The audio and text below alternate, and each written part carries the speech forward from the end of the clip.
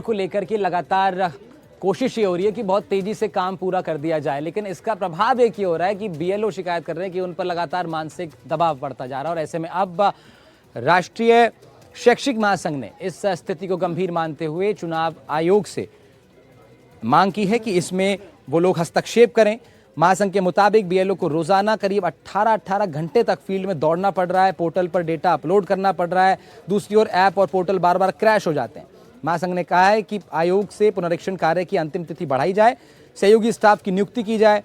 Network अच्छा नहीं मिल पाता है, ऐसे में बहुत ज़्यादा टाइम जाता है, लैपटॉप तक अवेलेबल नहीं है बीएलओ के पास। और साथ ही साथ एक मांग इसमें यह भी है कि उनको यात्रा भत्ता दिया जाना चाहिए, क्योंकि एक लंबा ट्रैवल उन लोगों को करना पड़ रहा है। भारत के अलग अलग 12 राज्यों में एसआईआर का काम लगातार जोरों पर है और इस दौरान कार्य के दौरान कई बीएलओ की असामयिक मृत्यु हो गई है और कई ऐसी समस्याएं टेक्निकल उनके साथ में आ रही है जिससे कि उनका काम काफ़ी देरी से हो रहा है और 16 से 18 घंटे उनको कार्य किया जा रहा है। इस समस्या को भारत निर्वाचन आयोग के द्वारा शैक्षिक महासंघ ने पहुंचाया है और इसके लिए पत्र लिखा गया है। राष्ट्रीय अध्यक्ष हैं जो कि शैक्षिक महासंघ के प्रोफेसर नारायण लाल गुप्ता, जो आज हमारे साथ उपस्थित हैं। गुप्ता जी, आपका एनडीटीवी पर स्वागत है। क्या आप एसआईआर से सहमत हैं? नहीं, देखिए, शैक्षिक महासंघ पूरी तरह से ये जो एसआईआर है, विशेष गहन पुनरीक्षण, उसका स्वागत करता है, उसके पक्ष में है। एक स्वस्थ लोकतांत्रिक परंपरा के लिए जरूरी भी है। निष्पक्ष चुनाव के लिए मतदाता सूचियों का निरंतर अद्यतन होना और उसमें से डिलीशन और एडिशन होना, ये बहुत ज़रूरी है।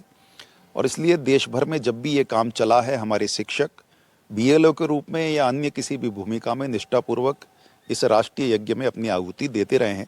इसलिए शैक्षिक महासंघ एसआईआर का स्वागत करता है। समस्याएं प्रमुख तौर पर क्या क्या आ रही हैं?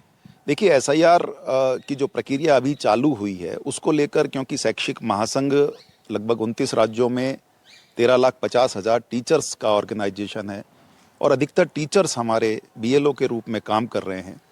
अलग अलग राज्यों में बात करते हुए कुछ समस्याएं, ज़मीन पर जो धरातलीय समस्याएं आई है, वो हमारे शिक्षकों ने हमें बताई है।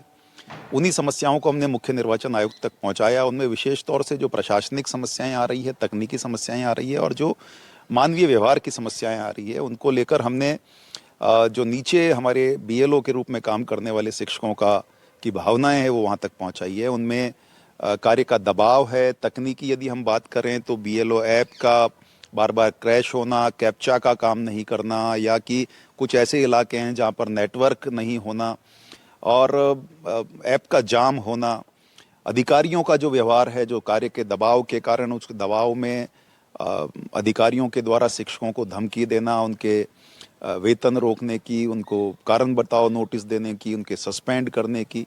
और इस कारण से कई बीएलओ, उनकी टेक्निकल ट्रेनिंग भी प्रॉपर नहीं हुई है, उनके पास वैसा असिस्टेंस कई जगहों पर हमारे ध्यान में आया कि उतना नहीं मिल पाया। तो उस कार्य के दबाव में जो उनको मानसिक रूप से अवसाद आया है और कुछ दुर्भाग्यपूर्ण घटनाएं ऐसी हुई है जहां पर उनकी जान भी गई है, चाहे वो आत्महत्या के रूप में गई है या बीमार होकर या हार्ट अटैक के रूप में गई। एक और गंभीर विषय है, इस ड्यूटी के दौरान सरकारी स्कूलों में एग्ज़ाम चल रहे हैं, बच्चों की पढ़ाइयाँ, एग्ज़ाम भी प्रभावित हो रहे हैं। ये बात बार बार हमने ध्यान में लाई है, लेकिन अभी तक दुर्भाग्य से उतनी कार्रवाई नहीं हुई है और इसको प्राथमिक कार्य मानकर निश्चित रूप से जो बच्चों की शिक्षा है वो बुरी तरह से प्रभावित हुई है। दोनों कार्य अपनी जगह महत्व रखते हैं और इसलिए हमारा सुझाव बार बार ये रहा है कि सभी डिपार्टमेंट्स को बराबर लेते हुए उनके कर्मचारियों को भी बीएलओ के रूप में लगाया जाए।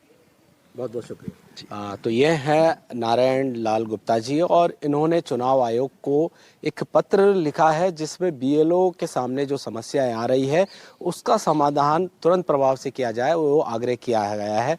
और साथ के साथ में चिंता भी व्यक्त की गई है, जो सरकारी स्कूलों में जो अर्धवार्षिक परीक्षाएं चल रही है, शैक्षणिक कार्य में जो प्रॉब्लम आ रही है, उसका भी समाधान जल्द से जल्द किया जाए। एनडीटीवी अजमेर से पवन अटारिया।